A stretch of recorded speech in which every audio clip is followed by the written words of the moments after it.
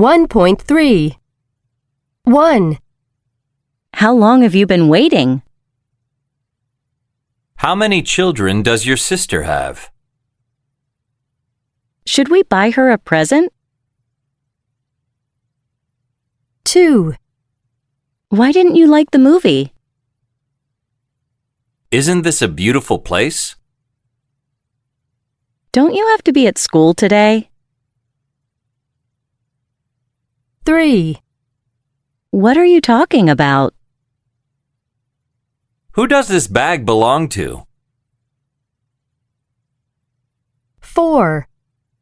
Who lives in that house? How many people follow you on Twitter? 1.4 Could you tell me what time the store next door opens?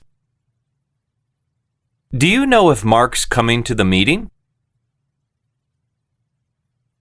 1.5 1. A. Do you have a big family? B. Do you have a big family? 2. A. What don't you like about the place where you live? B.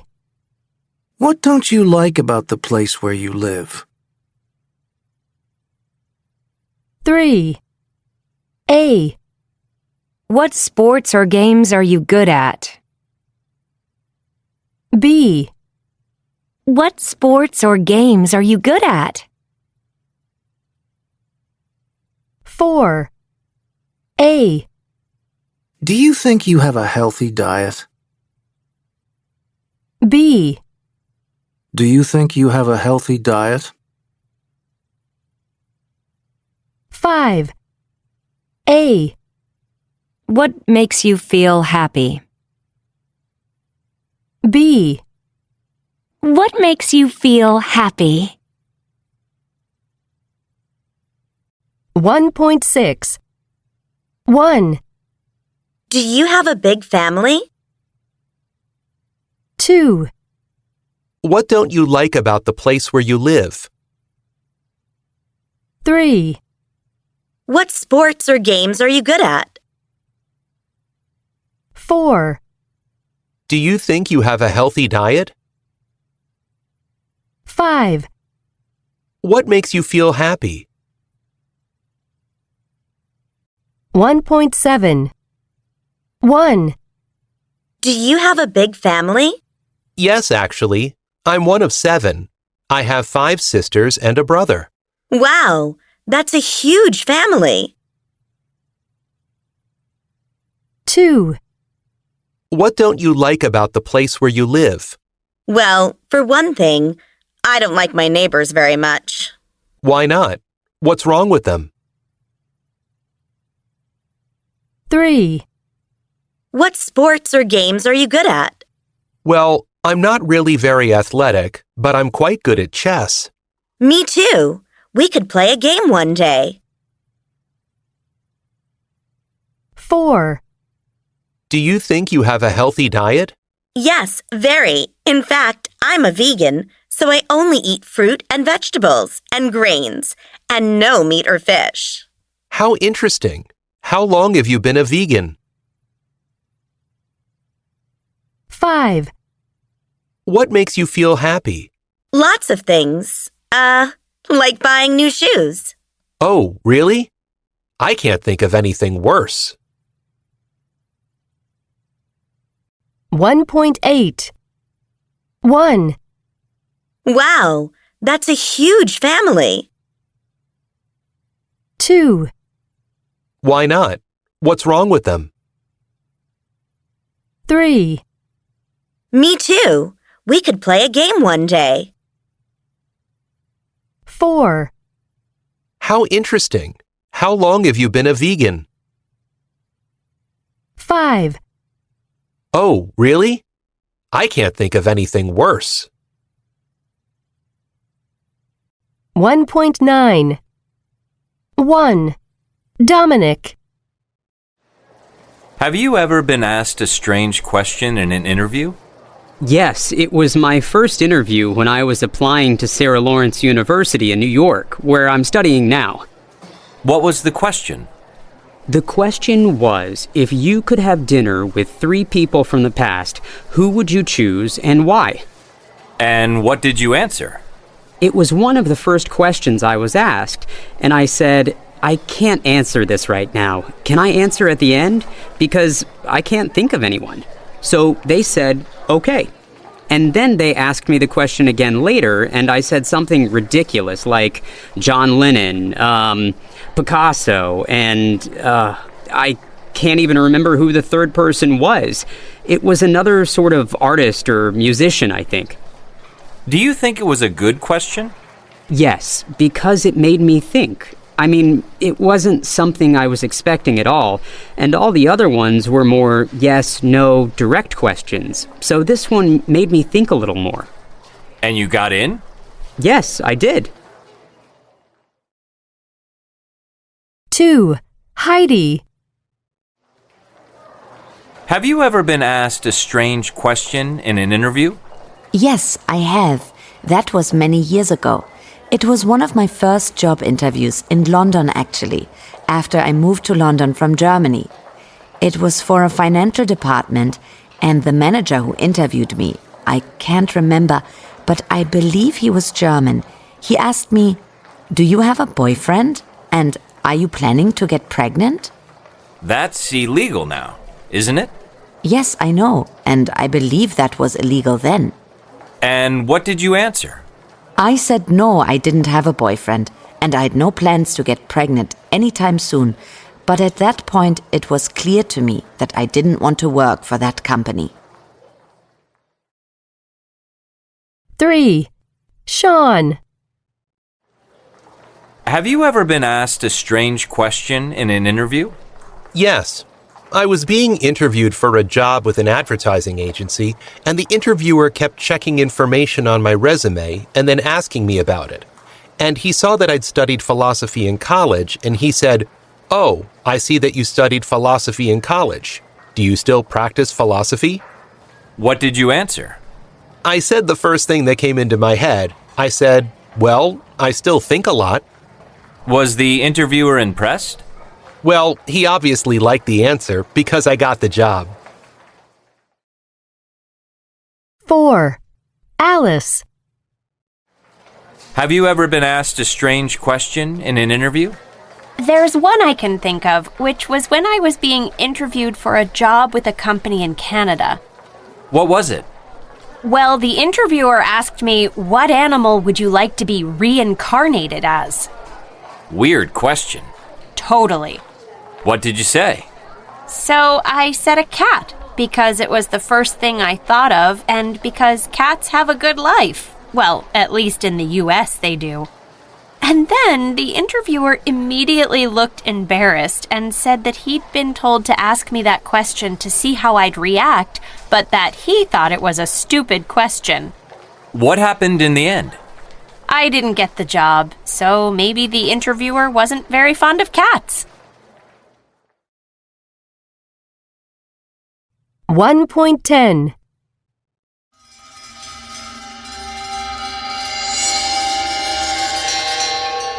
On December 4th, 1872, a ship called the Mary Celeste was found floating in the Atlantic.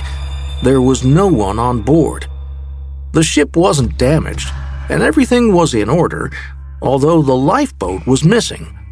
None of the crew or passengers were ever seen again. On March 4th, 1918, a huge ship called the USS Cyclops left Barbados with 300 people on board and sailed into what we now call the Bermuda Triangle. Then it disappeared without a trace. No distress call was made, and no bad weather was reported in the region. A huge search for the Cyclops was launched. Boats and planes scoured the area for wreckage or survivors, but nothing of the enormous ship was ever seen again. On July 2, 1937, Amelia Earhart, the famous American aviator, took off with her navigator from New Guinea in a small plane on the last stage of their around-the-world flight. It was the last time they were seen alive.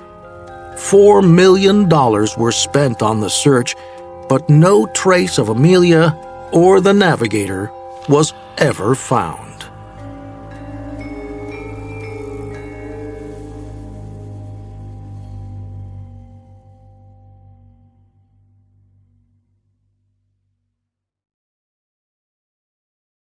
(1.11)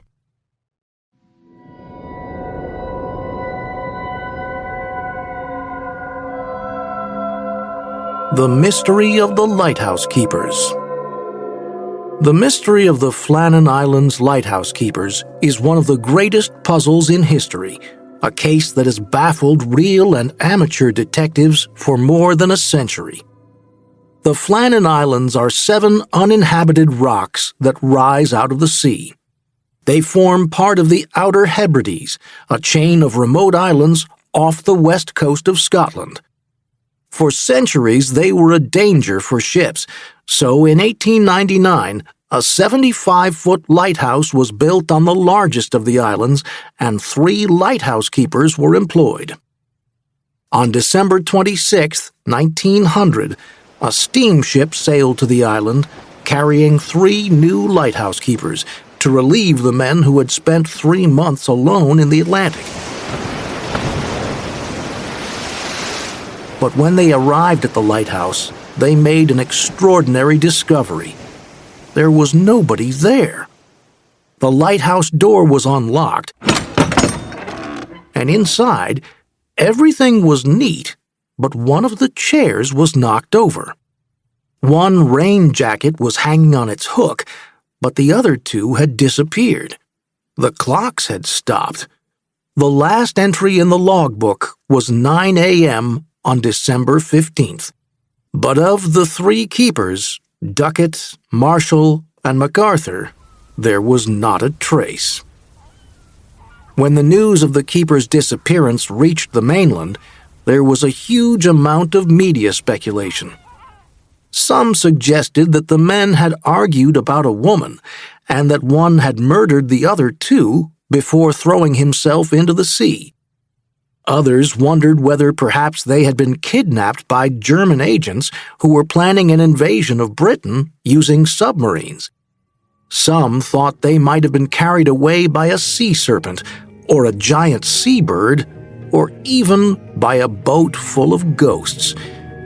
An Edinburgh police officer, Robert Muirhead, was sent to the island to solve the mystery. 1.12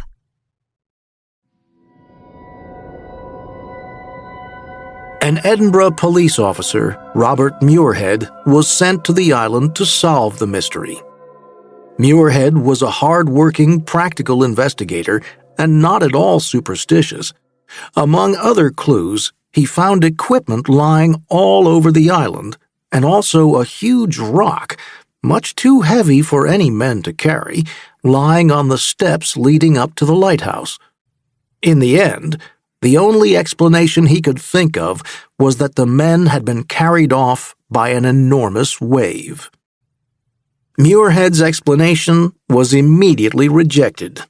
But more than 100 years later, in 1995, the ship Queen Elizabeth II was hit by a 100-foot wave that, according to her captain, came out of the darkness and looked like the white cliffs of Dover.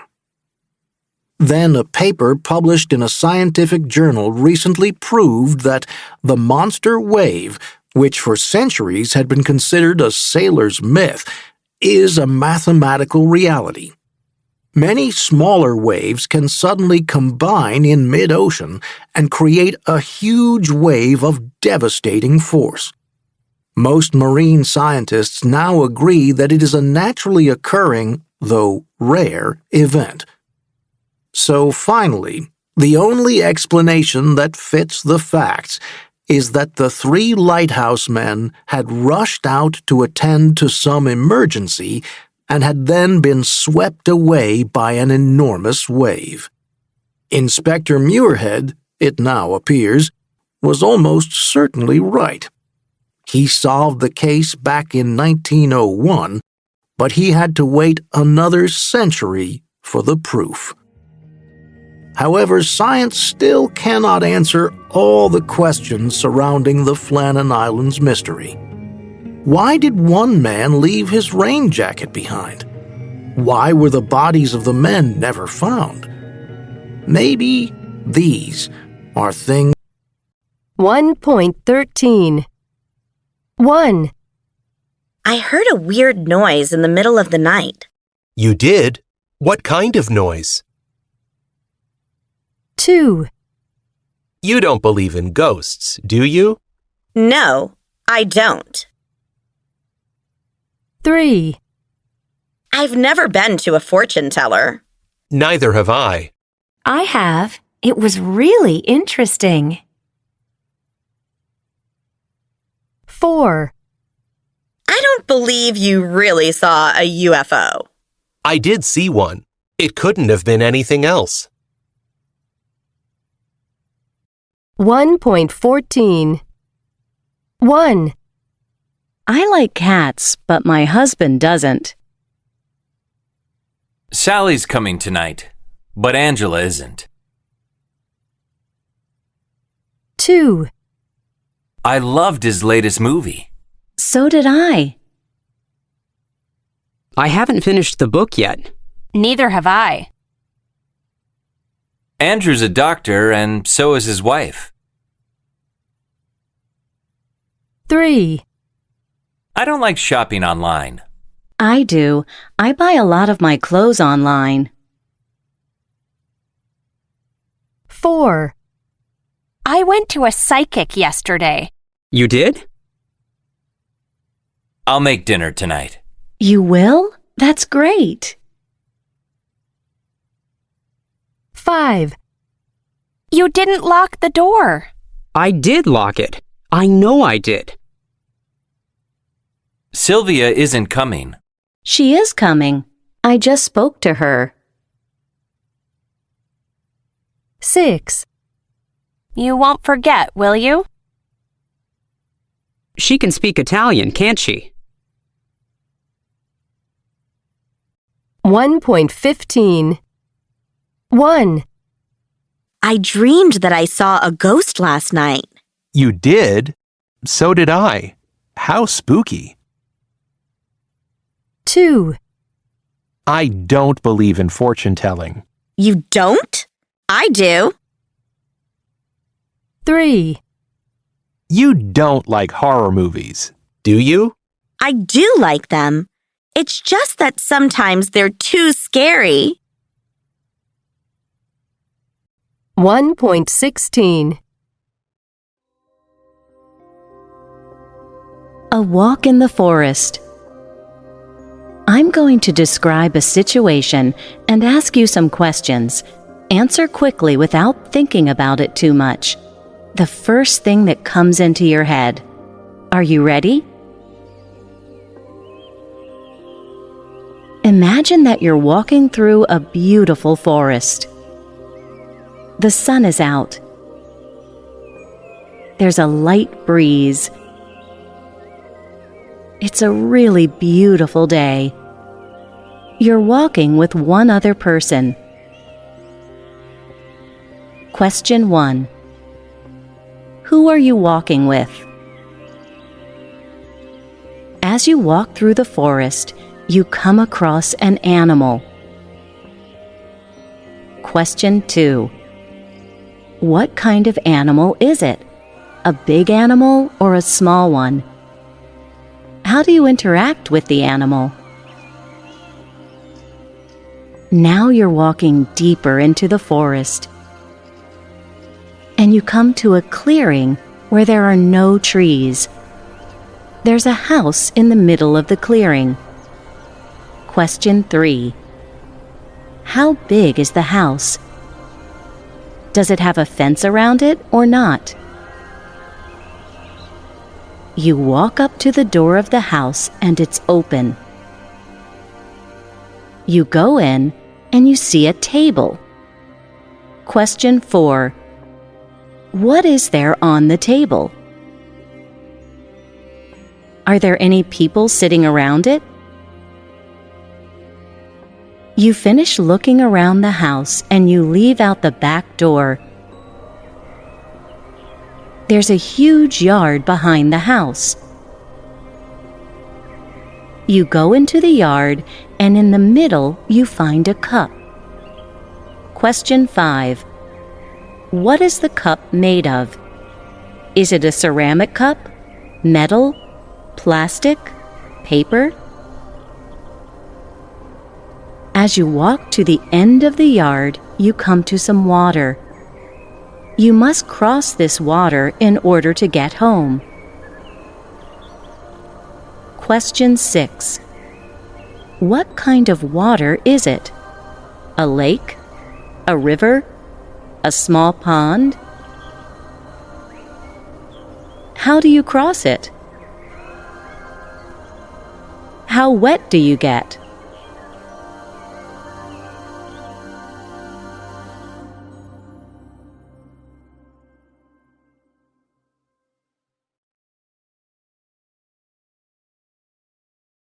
One point 17. What you have just done is a psychological test that analyzes how you interact with other people. Now I'm going to tell you what your answers mean. The person you were walking with is an important person in your life. The animal represents problems in your life. The bigger the animal, the more problems you have. How you interact with the animal represents how you deal with your problems. If you were aggressive or decisive, that means you confront your problems, try to solve them. If the interaction was peaceful, then you're more a passive person and often wait for problems to go away. The house represents your ambitions. The bigger the house, the more ambitious you are. If there was no fence around the house, it means you're very open-minded and welcome new ideas. If it had a fence, then you're more convinced that you're right and tend to surround yourself by people who agree with you.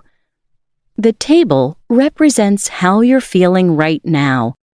If there was food or there were flowers on the table and people sitting around it, this suggests that you're feeling happy in your relationships. No food, flowers, or people suggests that someone in your family or a friend is making you unhappy. The cup represents how strong your relationship is with the person you're walking with and how long the relationship will last. The harder and more resistant the material of the cup is, the stronger your relationship is.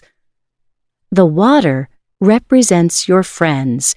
If you saw a large river or lake, you have a big social circle and like to be surrounded by people. If you got very wet when you crossed it, your friends are very important for you. If you hardly got wet at all, it means that you depend less on your friends and are more self-sufficient. 1.18. 1. The more you study, the more you learn. 2. The more coffee I drink, the worse I sleep. 3. The more time you have, the slower you do things. 4. The more in shape you are, the better you feel. 1.19. 1. If there was no fence around the house, it means you are very open-minded and welcome new ideas. 2. If you hardly got wet at all, it means that you depend less on your friends and are more self-sufficient. 1.20. Absent-minded. Bad-tempered. Big-headed. Easygoing. Good-tempered. Laid back. Narrow-minded. Open-minded. Self-centered. Strong-willed. Tight-fisted. Two-faced. Well-balanced. Well-behaved. 1.2. Excuse me? Cindy, excuse me. Cindy! Excuse me? Just a few questions. Okay, but you have just 1 minute. What brings you to Toronto? I'm here to accept an award and do some interviews. How long are you going to be in Toronto for? Just 48 hours. Then I'm flying back to the States. That's a very short stay. Don't you like Toronto? I love Toronto, but unfortunately, my new movie starts shooting on Monday. There have been rumors that you and your husband are having relationship problems. Can you tell us if there's any truth in that? No. No comment. No more questions. 2.8. Bettina. So, my husband and I were out shopping in our local town, and I saw a man lying on the ground. He was just a stranger, not someone I knew, and his wife was there, standing by him. And I used to be a nurse in the ER, so I went up to him to see if I could help. He was a little blue. I felt his pulse, and he didn't have a pulse, so I thought he was probably having a heart attack. I felt calm because I knew what to do. I started doing cardiac massage, putting your hand on the chest and pressing down fast and at regular intervals. And my husband talked to the man's wife. He took her to one side to calm her down because obviously she was in shock. I kept going until the ambulance turned up, and the man was still alive then, and they took him to the hospital. I was really happy that I could do something. Umesh. So, I was riding my bike to work one morning, and just as I was coming around the corner, an old lady stepped off the sidewalk in front of me, and she tripped and fell onto the street. I just managed not to ride my bike into her, and I dropped my bike and I went over to see if she was okay. And it was busy on the street because the stores were just opening and lots of people were around. She'd fallen pretty hard, but she was still conscious, and she told us she was sure she'd broken her arm. Somebody stopped the traffic, and I helped move her to the sidewalk, and somebody else went and got a chair from one of the stores, and someone else called an ambulance, and we stayed with her until it came. It was obviously an effort for her to sit up. It was very painful, so I let her lean against me. I remember I was kind of worried because I'd left my backpack on the bike with all of my things in it, and I was worried someone was going to steal it. But I couldn't move because I was holding the woman up. Later, I went to visit her in the hospital, and she'd actually broken her shoulder in 2 places and had to have an operation. I think, though, if I had just been walking past, I wouldn't necessarily have gone to help. But because it had happened right in front of me, I felt I had to do something. And now I'm glad I was able to do something. I felt pretty good about it afterwards. Allison. So, I was waiting for the bus at the end of my street to go to work. A very big man, very tall man, walked past the bus stop, and I noticed him particularly because he was wearing very dirty clothes and he was walking in kind of a strange way, and to be honest, I thought he might be dangerous. Then, all of a sudden, he stopped walking and fell backwards and hit the back of his head on the sidewalk. He fell so hard on the back of his head that it made a really loud noise, and then he just lay still. Some teenagers in line called an ambulance, and I stood by the man. I felt completely helpless. He was breathing, but I didn't really know what to do. The ambulance arrived pretty quickly, and the paramedic took the man's hand and talked to him, and then they put him on a stretcher and took him away. Afterwards, I thought I should have done more. I should have maybe turned him on his side or put a coat under his head. At least I should have held his hand to show someone was there. I felt kind of ashamed because I think the reason why I didn't help him more was because he was dirty and scruffy and I was scared of him. 2.9. Hello again, Mr. Payne. What's the problem this time? Doctor, I haven't been feeling well for a few days. I've been coughing a lot, and I keep getting headaches. I have a temperature today. What have you been taking for the headaches? Acetaminophen, but I read on the internet that headaches can be the first symptom of a brain tumor. How many tablets have you taken today? I took 2 before breakfast.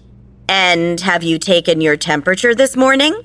Yes, I've taken it 5 or 6 times already. It's high.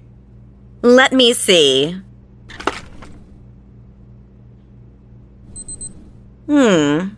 Well, your temperature seems to be perfectly normal now. I think I need a blood test. I haven't had one for 2 months. Well, Mr. Payne, I think we should wait for a few days and see how your symptoms, develop. Take 2 more acetaminophen and go to bed early tonight. But... Goodbye, Mr. Payne. Goodbye. 2.10. Your next patient is Mrs. Morris. Here is her file. How many times has Mr. Payne been to the health center this month? 6 times, I think. That Mr. Payne. He's a complete pain in the neck. 2.11. 1, I haven't been feeling well for a few days. 2, I've been coughing a lot, and I keep getting headaches. 3, What have you been taking for the headaches? 4, How many tablets have you taken today? 5, And have you taken your temperature this morning? 6, Yes, I've taken it 5 or 6 times already. 7, I think I need a blood test. I haven't had one for 2 months. 2.12. 1, Have you ever broken a bone? I've never seen him before. 2, I've called for an ambulance, but it hasn't arrived yet. I've already told you 3 times. 3, It's the best book I've ever read. 4, I've known Keiko since I was a child.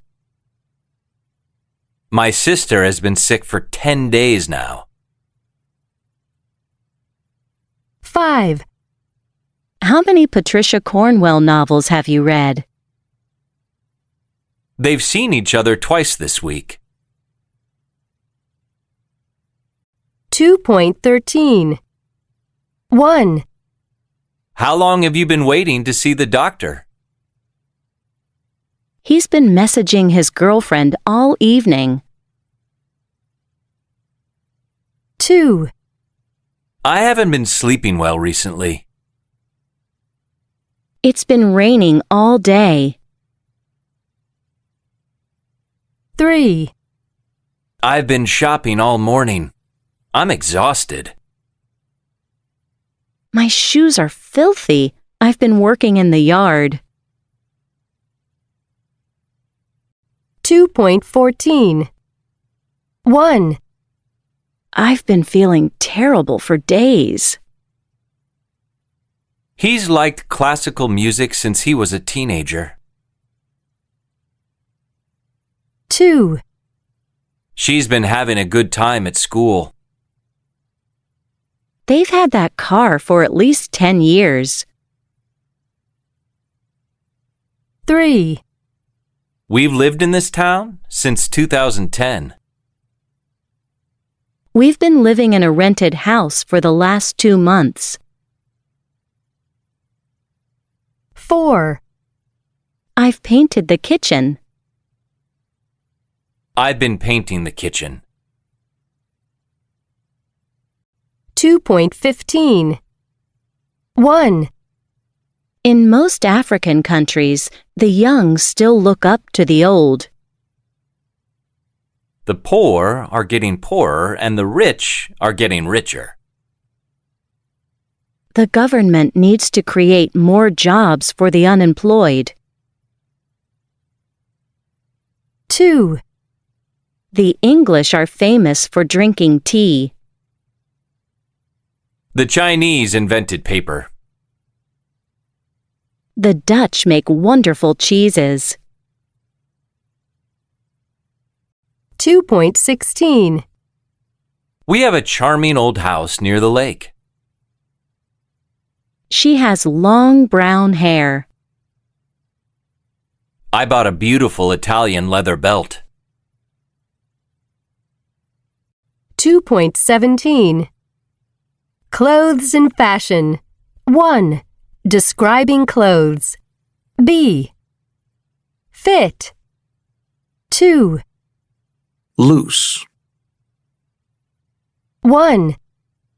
Tight. Style. 6. Hooded. 4. Long-sleeved. 3. Sleeveless. 7. Turtleneck. 5. V-neck. Pattern. 11. Dotted. 10. Patterned.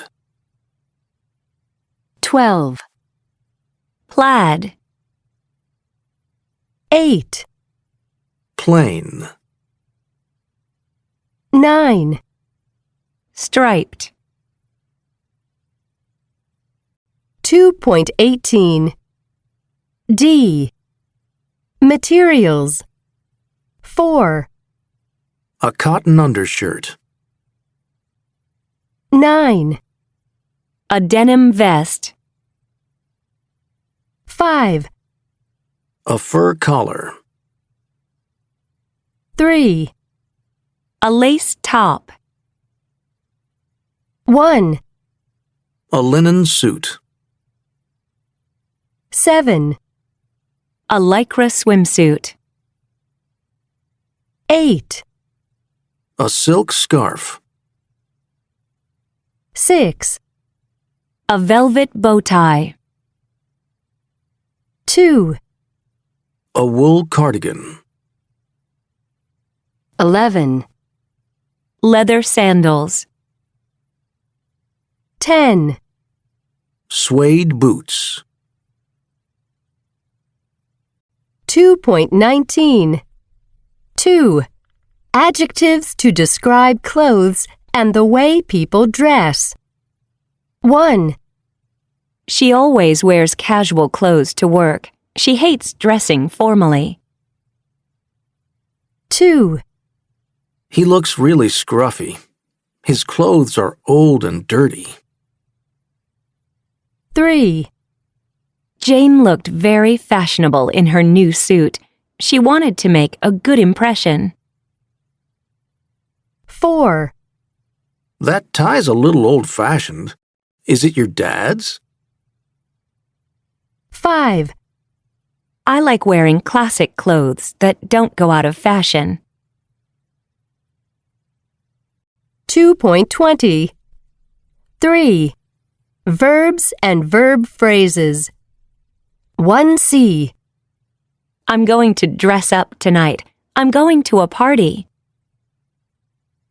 2A. Please hang up your coat. Don't leave it on the chair. 3F.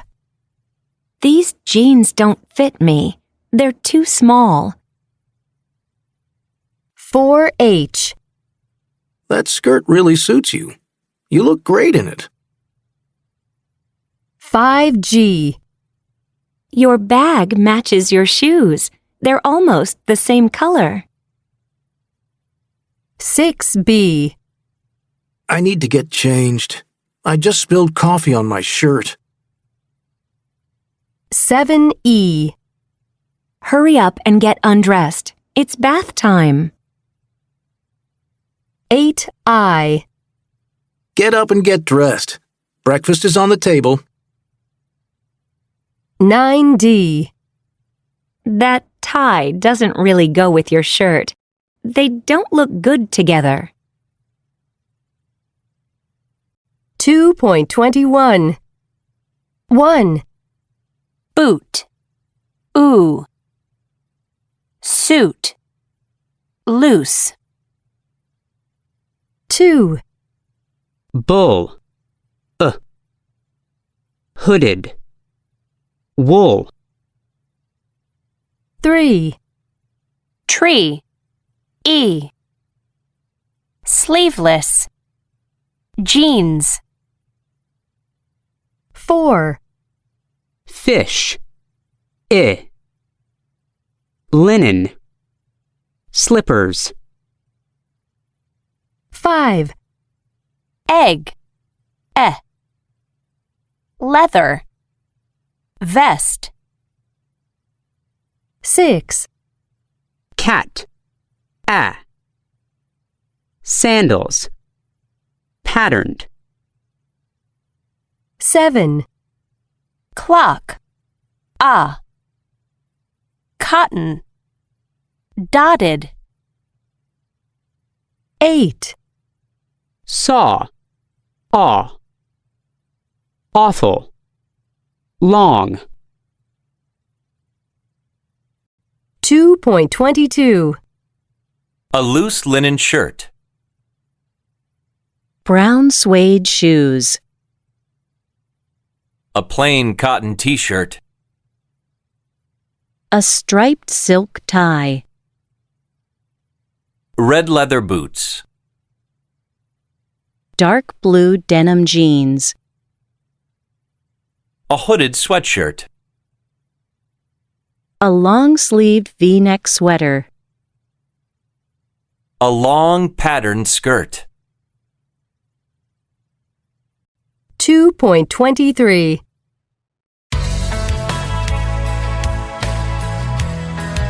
Welcome to today's program. The topic is age and fashion, and the question is, do people these days dress their age, and should they? Our guests are both fashion journalists with well-known magazines. Hello, Liza and Adrian. Hello. Hi. Hi. Let's start with you, Liza. Well, the first thing I'd like to say to all the young people out there is next time you give your grandma a warm cardigan and some fur slippers for her birthday, don't be surprised if she asks for the receipt, because she'll probably want to go out and change them for something more exciting. So you think these days older women dress much younger than they used to? Oh, absolutely. Think of women like Meryl Streep, Catherine Deneuve, Helen Mirren, Jane Fonda. When Jane Fonda was in her 70s, she appeared on a talk show wearing a leather miniskirt. She looked fabulous. But of course, I have to say, I saw that show and I thought Jane Fonda looked awful. Adrian, can you let Liza finish? Sorry, go ahead. well, what I was going to say was that it isn't just famous women who are dressing younger. Some recent research says that 9 out of 10 women say that they try to dress younger than their years. What about younger women?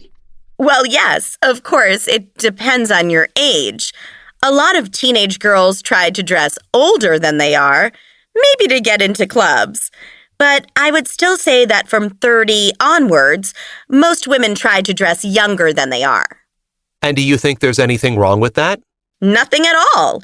It's a question of wearing what suits you. And that could be anything, from current trends to classics. I mean, okay, there are a very few things that can look a bit ridiculous on an older woman, like, let's see, very short shorts, but not many. I think very short shorts look ridiculous at any age. Well, on anyone over 15 or so. Adrian, what about men? Do you think they also try to look younger than their age? Well, interestingly, in the research Liza mentioned, only 12% of the men who were questioned said that they had ever thought about dressing to look younger. But actually, I think a lot of them weren't telling the truth. Look at all those middle-aged men you see wearing jeans that are too tight and t-shirts with slogans. I think they look terrible, as if they're trying to pretend they're still in their 20s. Sorry, but I don't agree. I think Mick Jagger looks great in tight jeans and t-shirts. They suit him. True, but Mick Jagger is one in a million. Most men of his age can't carry it off. Personally, I do think that men should take their age into account when they're buying clothes. Let's go back to the idea of dressing older than your age. Do you think that men do that too? Yes, definitely some do. Some men in their 20s look as if they were 20 years older by wearing blazers and chinos, or wearing a suit and tie to work when these days most men don't dress like that. Maybe they've just started work and they want their bosses to take them more seriously? Well, maybe. I think we're running out of time. So, to sum up, Liza, Adrian, what would your fashion rules be? 2.24. So, to sum up, Liza, Adrian, what would your fashion rules be? Liza? Wear whatever you think suits you and makes you feel good. And Adrian? Dress for the age you are, not for the age you wish you were.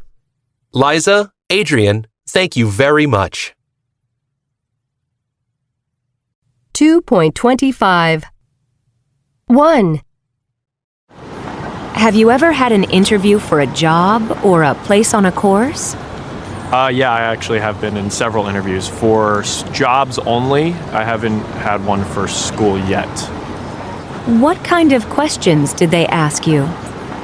My last job interview, they asked me questions like, what is it like to be a part of a team? To me, they asked me what my favorite superhero was, which is interesting. They asked me, because right now I'm a server at a restaurant, so they're asking me like, how's customer service and how important is it to you and stuff like that. Did you get the job or place? Yes. 2. Do you believe in ghosts or UFOs? I do believe in ghosts. I believe in ghosts because I grew up in a house where there is a ghost. My mum has heard it, my dad has heard it, my brothers have heard it, and I heard it one night when I was at home on my own with the dogs. And I was sitting downstairs watching TV in the house on my own with the dogs, and I heard footsteps go from one end of the house to the other along the corridor above.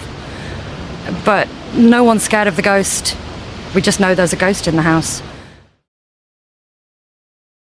3. Have you ever given anyone first aid? Yes, when I was 16, I was at home with my two younger brothers, and they were playing upstairs. I heard a loud bang, and my little brother came downstairs crying, and he'd hit his head on the door handle, and there was quite a lot of blood, so I sat him on the sofa and got a wet, cold flannel and put it on his head, and told him to sit still for a few minutes while I rang my mum, who was working a night shift at the time. And then while I was waiting for her to come home, I just checked his head, made sure that it wasn't bleeding too much. And yeah, it was fine. My mum came home, took him to the hospital, so that's fine. 4. Are you good friends with anyone who is a lot older or younger than you? How did you meet?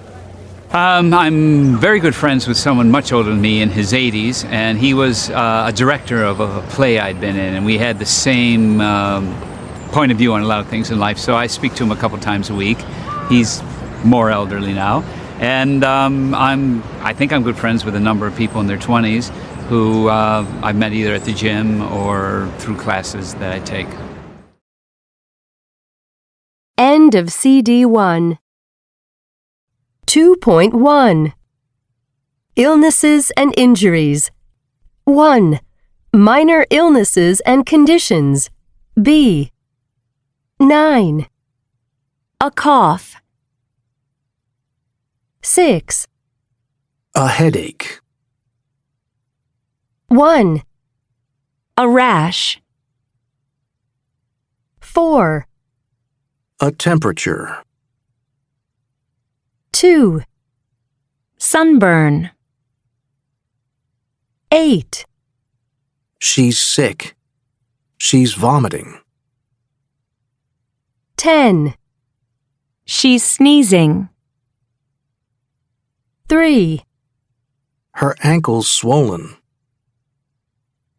7. Her back hurts. Her back aches. 5. Her finger's bleeding. 2.2 D. 1B. He has a sore throat. It hurts when he talks or swallows food. 2D. He has diarrhea. He's been to the bathroom 5 times this morning. 3E. He feels sick. He feels like he's going to vomit. 4C. He's fainted. It's so hot in the room that he's lost consciousness. 5H. He has a blister on his foot. He's been walking in uncomfortable shoes. 6F. He has a cold. He's sneezing a lot, and he has a cough. 7A. He has the flu. He has a temperature, and he aches all over. 8G. He feels dizzy. He feels like everything is spinning around. 9I. He's cut himself. He's bleeding. 2.3 2. Injuries and more serious conditions. 1C. He's unconscious. He's breathing, but his eyes are closed, and he can't hear or feel anything. 2G. He's had an allergic reaction. He was stung by a wasp, and now he has a rash and has difficulty breathing. 3B. He sprained his ankle. He fell badly, and now it's swollen. 4D. He has high blood pressure. It's 180 over 140. 5E. He has food poisoning. He ate some chicken that wasn't fully cooked. 6F. He's choking. He was eating a steak, and a piece got stuck in his throat. 7A. He's burned his hand. He spilled some boiling water on himself. 2.4 3. Phrasal verbs connected with illness. 1. Pass out means faint. 2. Lie down means put your body in a horizontal position. 3. Throw up means vomit. Be sick. 4. Get over means get better, recover from something. 5. Come around means become conscious again. 2.5 Shower. Sh. Infection. Pressure. Rash. Unconscious. Jazz. J. Allergic.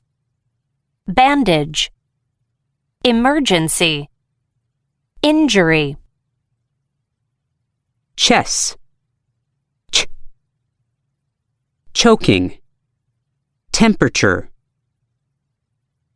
Key. K. Ache. Sick. Stomach.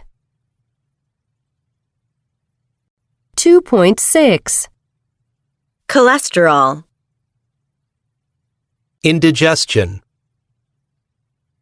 Injection. Operation. Scratch. Surgeon. Syringe. 2.7. Bettina. 1. He didn't have a pulse, so I thought he was probably having a heart attack. 2. He took her to one side to calm her down. 3. I kept going until the ambulance turned up. 4. Because obviously she was in shock.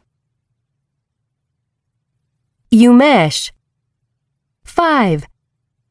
An old lady stepped off the sidewalk in front of me and she tripped and fell onto the street.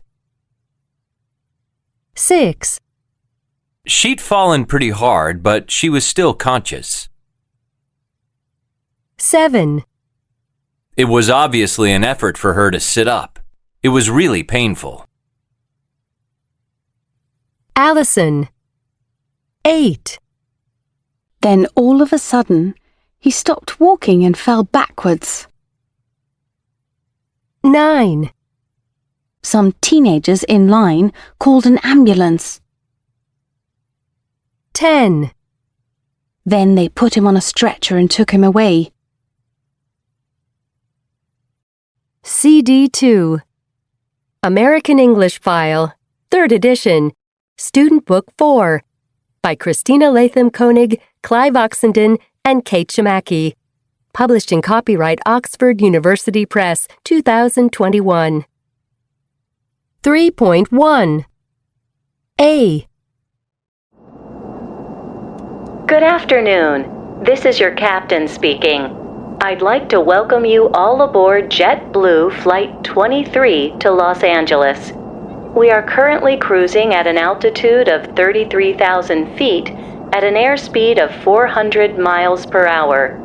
The weather along the way looks good, and we are expecting to land in Los Angeles approximately 15 minutes ahead of schedule. So sit back, relax, and enjoy the rest of the flight.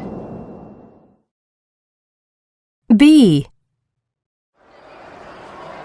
Attention passengers, this is a track change. The 904 New Haven Line train from Grand Central Terminal with service to Waterbury will now depart from track 103. Passengers traveling on the 904 New Haven Line train to Waterbury, please go to track 103. The train is boarding. C. Attention please. Hudson Line service from Croton Harmon to Grand Central Terminal may experience delays of 10 to 15 minutes because of track work. We apologize for any inconvenience. D. Ladies and gentlemen, we ask for your attention for the following safety instructions. Please review the safety information card located in the seat pocket in front of you.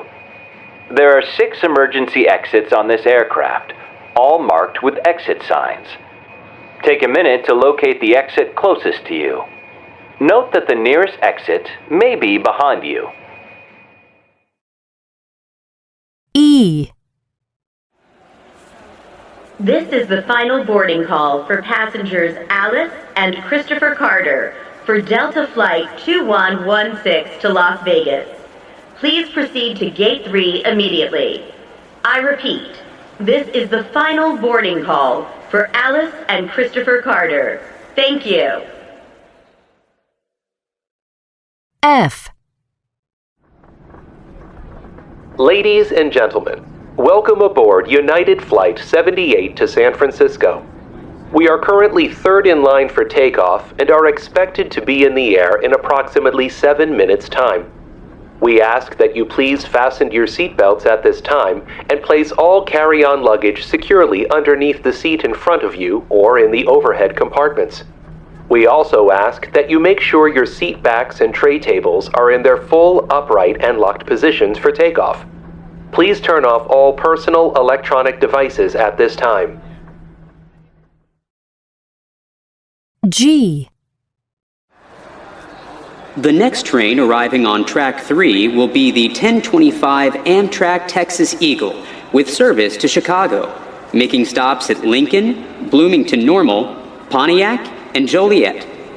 Please board using all doors. Full meal service is offered in the dining car, which is located at the back of the train. H. This is a Brooklyn-bound F train. The next stop is Delancey Street. Change here for the J, M, and Z trains. I. This is the pre-boarding announcement for Aeromexico Flight 5279 to Mexico City. We're now inviting those passengers with small children and any passengers requiring special assistance to begin boarding at this time. Please have your boarding pass and identification ready. Regular boarding will begin in approximately 10 minutes' time. Thank you. J. We have now landed in London Gatwick. Please disembark by either the front or rear exits. Make sure you have all your personal belongings with you. 3.2 1. Attention passengers, this is a track change. The 904 New Haven Line train from Grand Central Terminal with service to Waterbury will now depart from track 103. Passengers traveling on the 904 New Haven Line train to Waterbury, please go to track 103. The train is boarding. 2. Attention please. Hudson Line service from Croton Harmon to Grand Central Terminal may experience delays of 10 to 15 minutes because of track work. We apologize for any inconvenience. 3. The next train arriving on track 3 will be the 1025 Amtrak Texas Eagle with service to Chicago, making stops at Lincoln, Bloomington Normal, Pontiac, and Joliet. Please board using all doors. Full meal service is offered in the dining car, which is located at the back of the train. 4. This is a Brooklyn-bound F train. The next stop is Delancey Street. Change here for the J, M, and Z trains. 3.3 1. Good afternoon. This is your captain speaking. I'd like to welcome you all aboard JetBlue Flight 23 to Los Angeles. We are currently cruising at an altitude of 33,000 feet at an airspeed of 400 miles per hour. The weather along the way looks good, and we are expecting to land in Los Angeles approximately 15 minutes ahead of schedule. So sit back, relax, and enjoy the rest of the flight. 2. Ladies and gentlemen, we ask for your attention for the following safety instructions. Please review the safety information card located in the seat pocket in front of you. There are 6 emergency exits on this aircraft, all marked with exit signs. Take a minute to locate the exit closest to you. Note that the nearest exit may be behind you. 3. This is the final boarding call for passengers Alice and Christopher Carter for Delta Flight 2116 to Las Vegas. Please proceed to Gate 3 immediately. I repeat, this is the final boarding call for Alice and Christopher Carter. Thank you. 4. Ladies and gentlemen, welcome aboard United Flight 78 to San Francisco. We are currently third in line for takeoff and are expected to be in the air in approximately 7 minutes' time. We ask that you please fasten your seatbelts at this time and place all carry-on luggage securely underneath the seat in front of you or in the overhead compartments. We also ask that you make sure your seat backs and tray tables are in their full upright and locked positions for takeoff. Please turn off all personal electronic devices at this time. 5. This is the pre-boarding announcement for Aeromexico Flight 5279 to Mexico City. We're now inviting those passengers with small children and any passengers requiring special assistance to begin boarding at this time. Please have your boarding pass and identification ready. Regular boarding will begin in approximately 10 minutes' time. Thank you. 6. We have now landed in London Gatwick.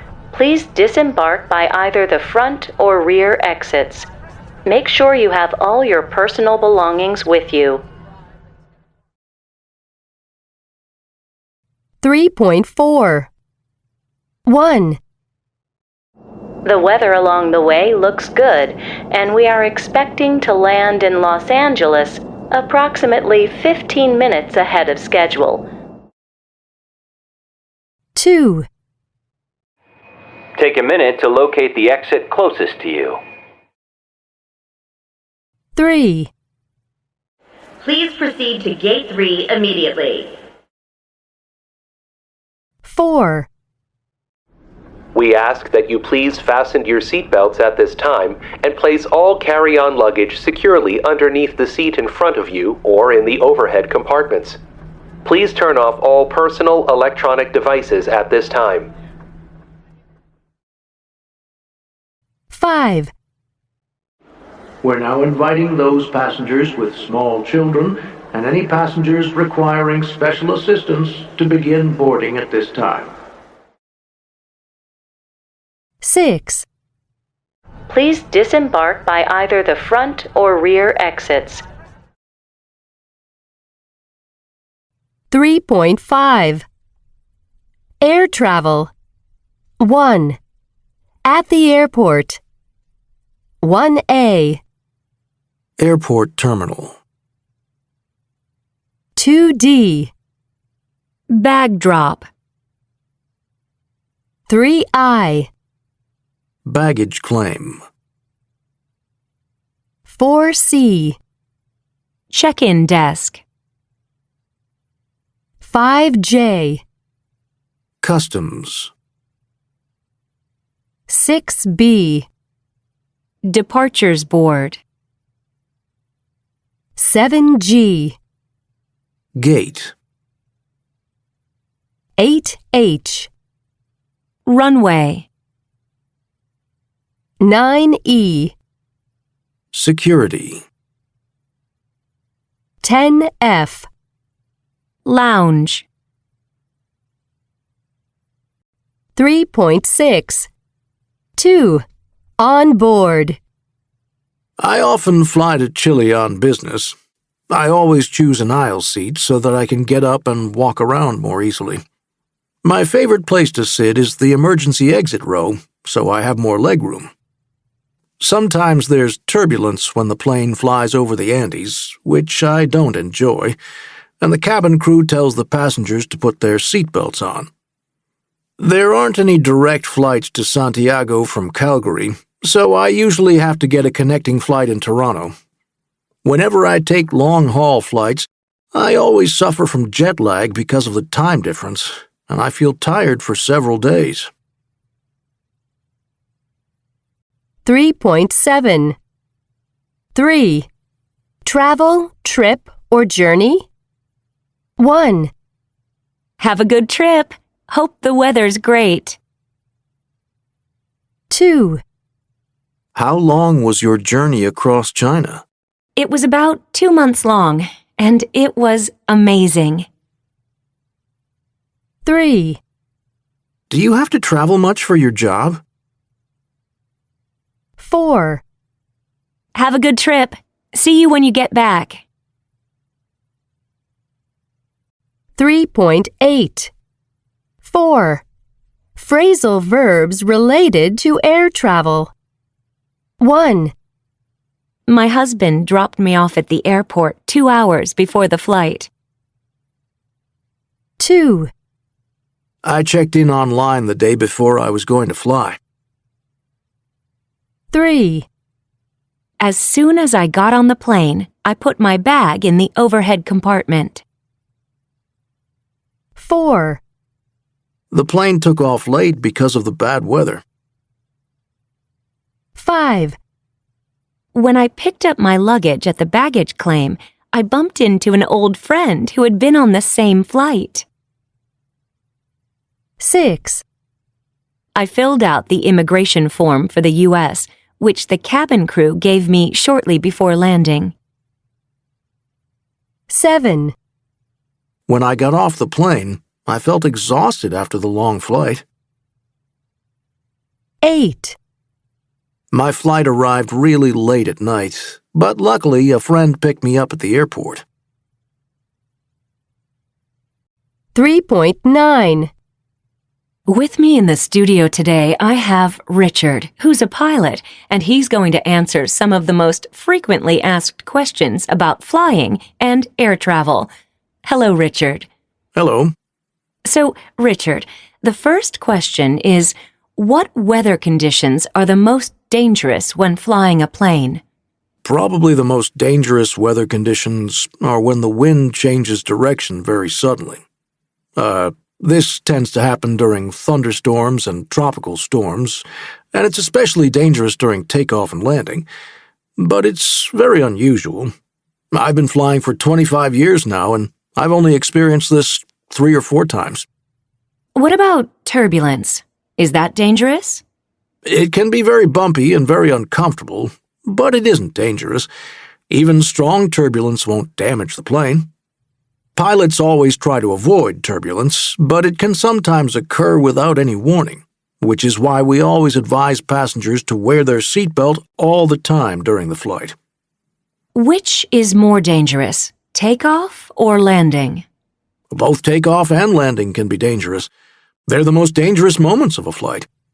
Pilots talk about the critical 8 minutes, the 3 minutes after takeoff, and the 5 minutes before landing.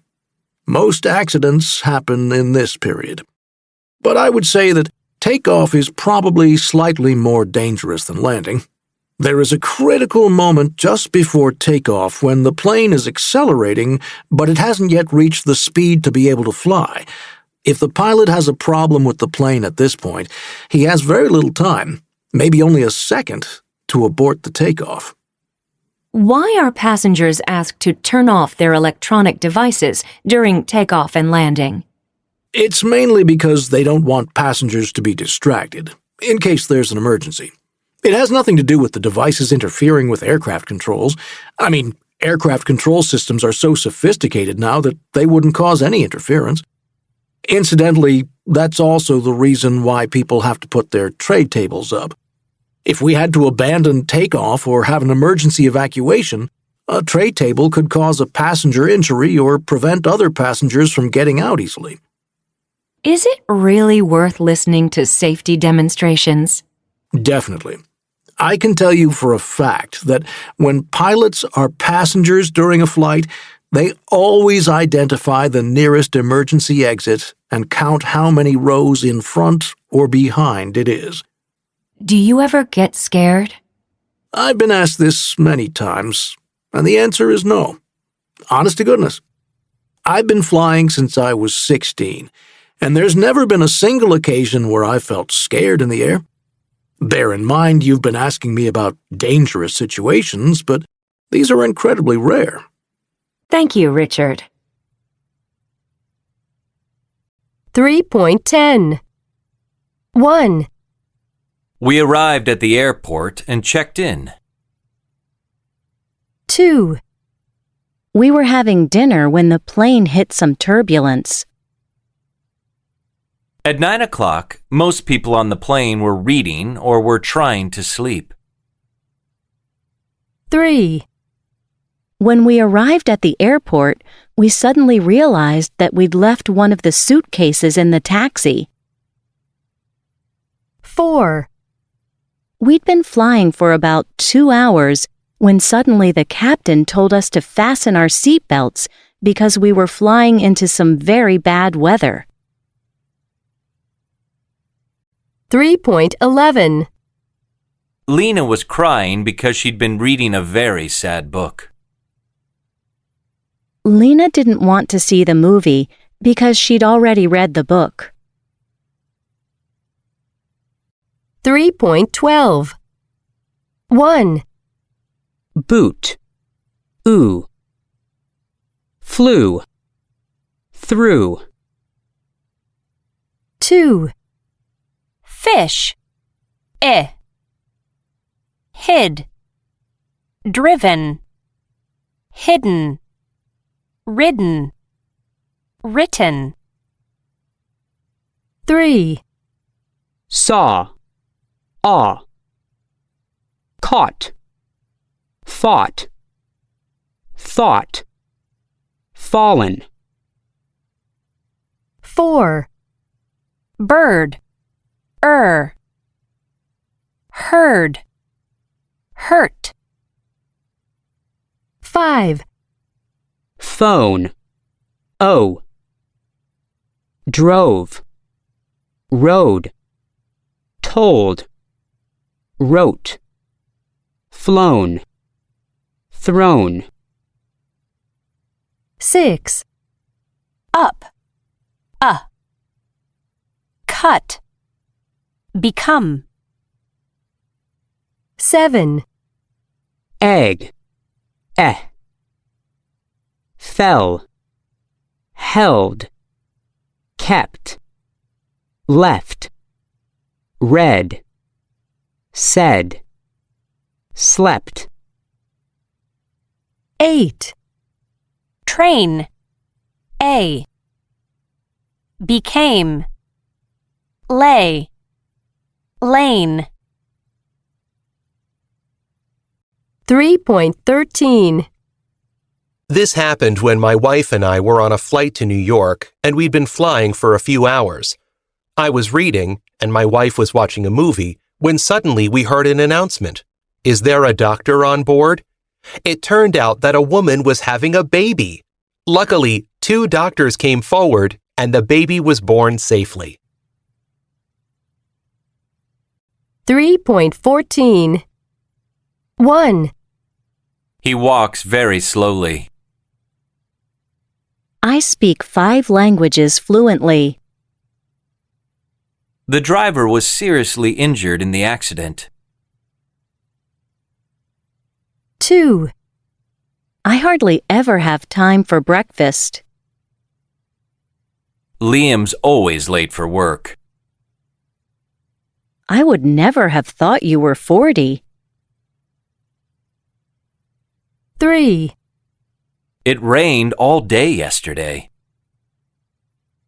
My parents will be here in half an hour. 4. I'm nearly finished. We're incredibly tired. My husband works a lot, but he doesn't earn much. 5. Unfortunately, the package never arrived. Ideally, we should leave here at 10 o'clock. 3.15. 1.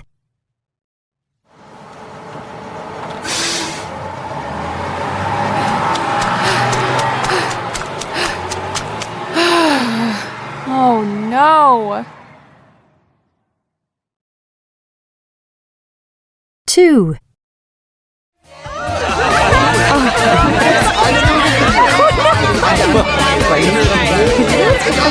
Oh, what happened to the music? 3. Can I see your boarding pass? Oh no, I lost it. Where is it? Where is it?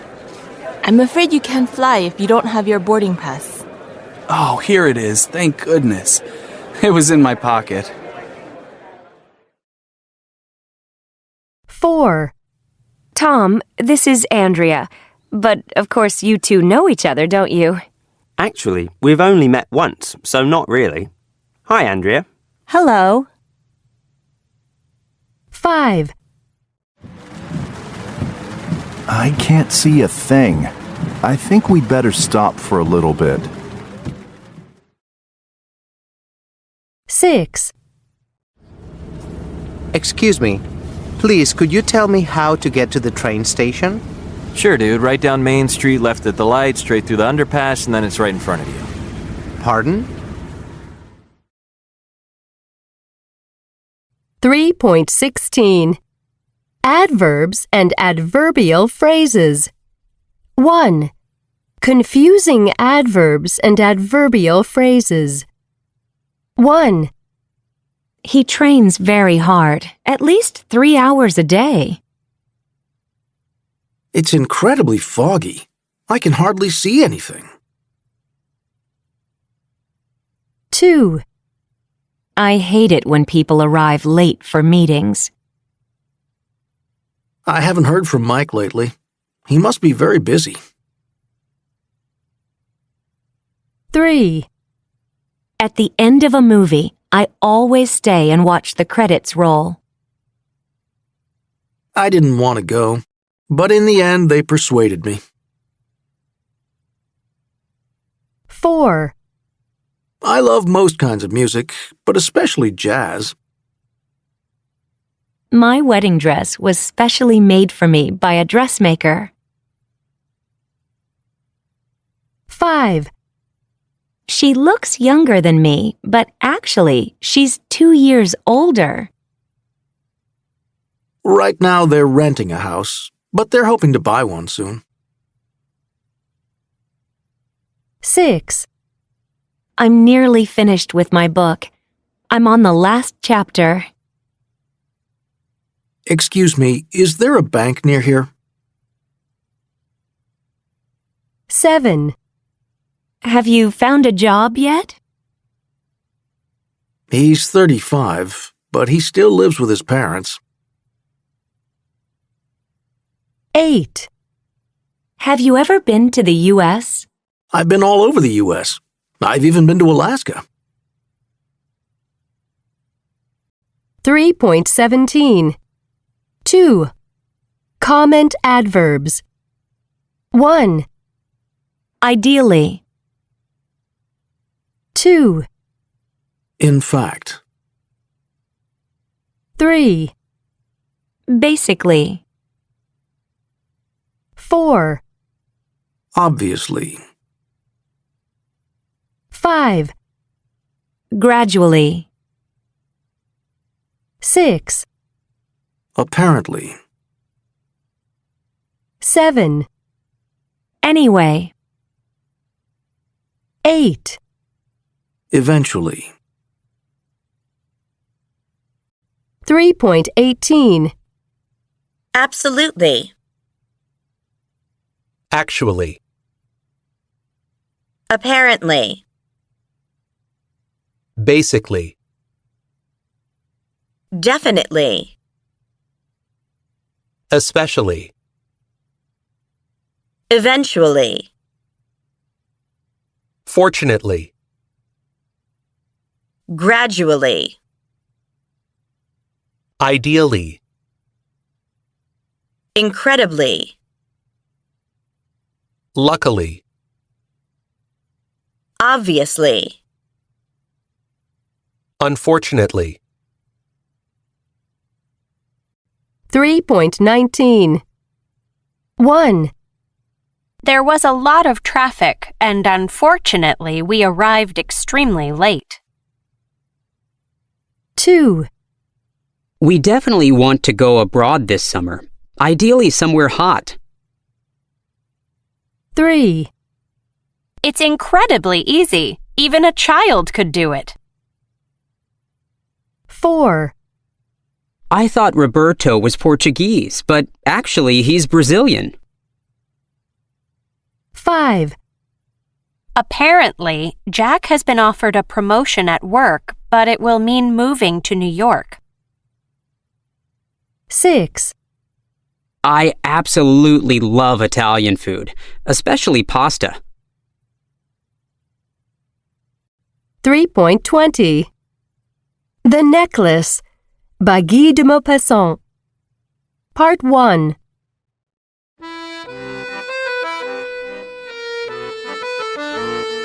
Mathilde Loisel was a pretty and charming girl, but born into a poor family. She was ambitious and thought she deserved to be part of the highest level of French society. As she grew up, she was increasingly ashamed of her circumstances, but there was little she could do about it. Eventually, she married a clerk at the Ministry of Education. They led a simple life, and Mathilde suffered. She felt that she deserved a life of luxury, and their poor house and ugly furniture and just one young servant made her miserable. She had no dresses, no jewelry, nothing. She never visited her one rich school friend, Madame Forestier, because she could not bear to see the life that she herself would never have. One evening, her husband came home, proudly holding in his hand a large envelope. "Here," he said. "Here's something for you."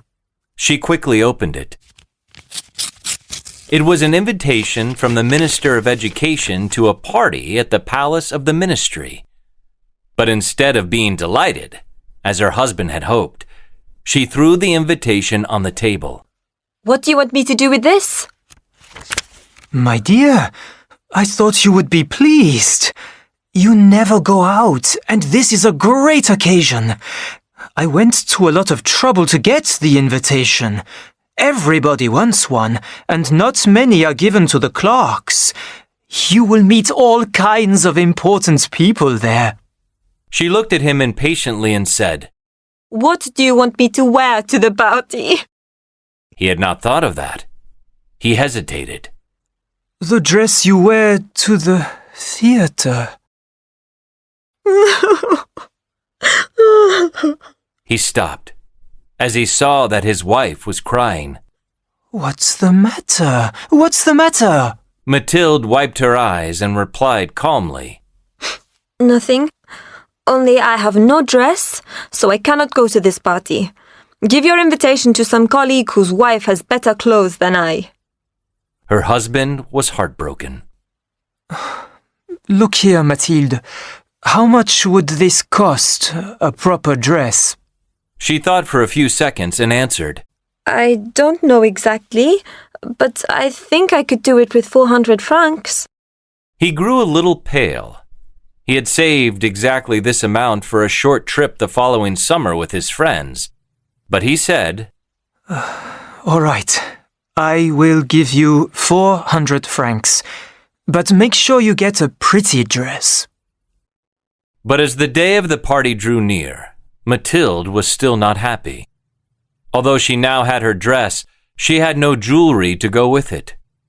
When she told her husband, he suggested that she ask her friend Jean Forestier to lend her something. Pleased with the idea, she went to her friend's house and told her about her distress. Madame Forestier agreed to lend her something. She tried on several pieces, but nothing was right until she suddenly saw a magnificent diamond necklace. To her joy, her friend let her borrow it.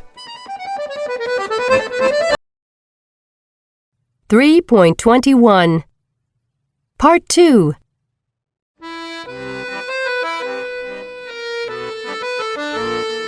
The day of the party arrived. Mathilde was a success. She was the prettiest of them all, elegant, smiling, and mad with joy. All the men stared at her, asked her name, and asked to be introduced. She danced all night in a cloud of happiness.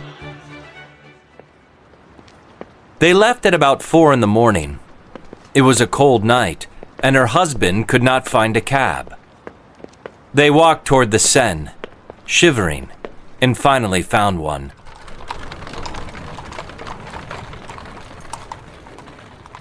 When they got home, Mathilde took off her cloak. But as she glanced at the mirror to see herself one last time, she suddenly gave a cry. Mon Dieu, non! Her husband, half undressed already, asked, "What is the matter with you?" She turned to him in terror. The necklace. I have lost Madame Forestier's diamond necklace. He jumped up, frightened. What? How? It is not possible. They searched everywhere, but they did not find it. They had no way of contacting the cab driver. Her husband rushed out and retraced their steps from the ministry to where they had caught the cab. He came back at about 7 o'clock in the morning. He had found nothing. He went to the police, to the newspapers, and to the cab companies to offer a reward, hoping against hope that it would be found. You must write to your friend, he said, that you have broken the clasp of her necklace and that you are having it repaired. That will give us time to decide what to do. By the end of the week, they had lost all hope. The next day, they went from jewelers to jewelers, looking for a necklace like the one Mathilde had borrowed. In a shop in the Palais Royal, they found a diamond necklace that seemed to them absolutely identical.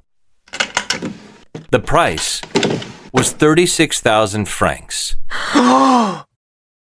Monsieur Loisel had 18,000 francs, which he had inherited from his father. He borrowed the rest, asking 1,000 francs from one friend, 500 from another, doing business with moneylenders, and signing promises to pay which he was not sure he would be able to keep. Finally, he was able to raise the 18,000 more that they needed. When Mathilde took the necklace back to Madame Forestier, she said coldly, "You should have brought it back sooner. I might have needed it."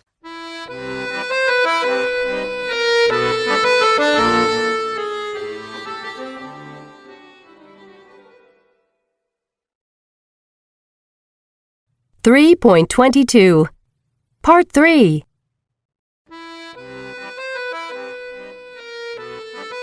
Mathilde now learned the terrible life of the really poor. Heroically, she made the best of it. The debt must be paid. She would pay it. They dismissed their servant. They left their house and rented a small attic under the roof. She learned how to do housework and how to cook. She washed the dishes, wearing out her pink nails on the greasy pots and the bottoms of the pans. She washed their dirty sheets and clothes. She took the rubbish down to the street every morning, and she carried up the water, pausing for breath on every floor. Wearing old, worn-out clothes, she went out to the greengrocer, the grocer, the butcher, with a basket on her arm, bargaining, insulted, fighting to save a sou here or there. Every month they had to pay back part of the money they had borrowed. Her husband worked in the evening doing the accounts for a shopkeeper, and at night, often, he did copying at 5 sous the page. This life lasted 10 years. At the end of 10 years, they had paid everything back, everything, with all the accumulation of interest. With her badly combed hair and her red hands, Mathilde now looked like an old woman. But sometimes, when her husband was at the office, she sat down by the window and she thought of that evening long ago, of that party where she had been so beautiful and so admired.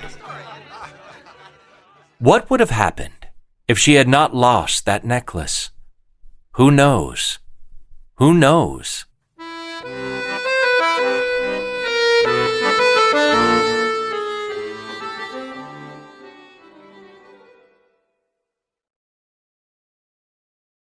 .23 Part 4.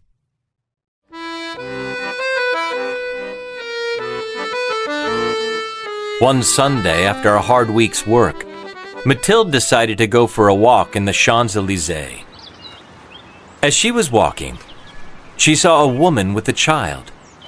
It was Madame Forestier, still young, still beautiful, still seductive. Mathilde felt moved. Should she speak to her? Yes, certainly. And now that they had paid off the debt, she would tell her everything. Why not? Good morning, Jeanne. Madame Forestier did not recognize her. She hesitated. But, Madame, I don't know you. Are you not making a mistake? No, I am Mathilde Loisel. Her friend gave a cry. Oh, my poor Mathilde! How changed you are! Yes, I have had hard times since I last saw you, and many troubles. And all because of you. Because of me? How can that be? You remember that diamond necklace that you lent me to go to the party at the ministry? Yes, I remember. Well, I lost it. That's not possible. You brought it back to me. I brought you back another one just like it, and for the last 10 years we have been paying for it. You will understand that it was not easy for us. We had no money, but it's paid for at last. Madame Forestier stared at her. You say that you bought a diamond necklace to replace mine. Yes, you did not even notice it, did you? They were exactly alike. Madame Forestier, much moved, took her by both hands. Oh, my poor Mathilde. But my diamonds were false. They were imitation.